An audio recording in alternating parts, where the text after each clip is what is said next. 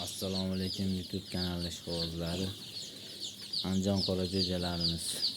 Xudo xolasa mana bugun 3-kun, 3 kunlik bo'ldi. Sotiladi bular. Jo'jalar mana sog'lom jo'jalar. Ukol vaksinalarini qilyapmiz. Xudoga shukr, pateriyalar bo'lgani yo'q.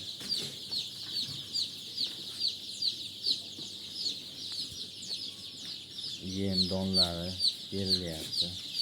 Bunaqa quyosh pechkadan ham qo'shib qo'yganman. Kechqurunga borganda xona harorati pastlab ketayotganiga bundan ham qo'shib qo'ydim.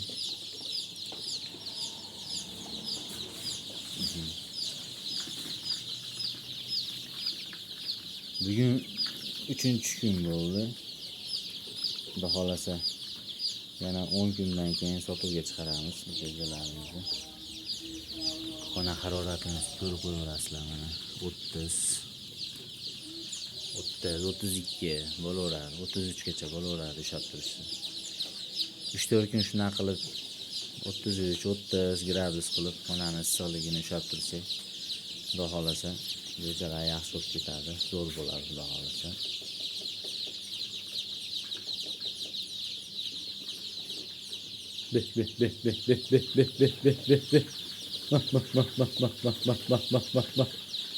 Jo'jalarim sog'lom akalar. Kimgadir qiziq bo'lsa O'zbekiston bo'ylab dastavka qilib beraveramiz. Bu yerda hozir 2000 ta bor.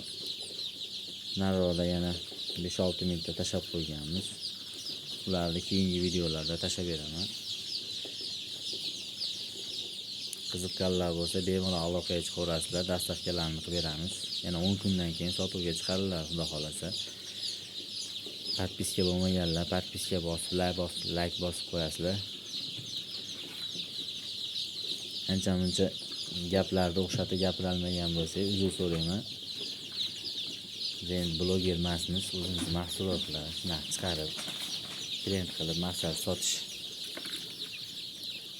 Bu xolasa garantiyalari bilan jo'jalar o'zim chiqaraman, inkubatorim bor. Ishonarli jo'jalar. 80% makiyon qilib beramiz. Bu yerda ichida 80% makiyon.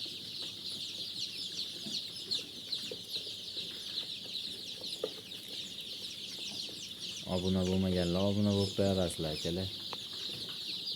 O'zbekiston bo'ylab dastavkasini ham qilib beraveramiz. Buni sutishning 1 kunlik jo'jasi hozirgi kunda 6000 ga chiqib ketdi. Endi tushib qoladi degan umiddamiz. Mayli, ko'rganda ko'rishguncha like bosib esdan chiqmasin. Podpiska bo'lib qo'yasizlar.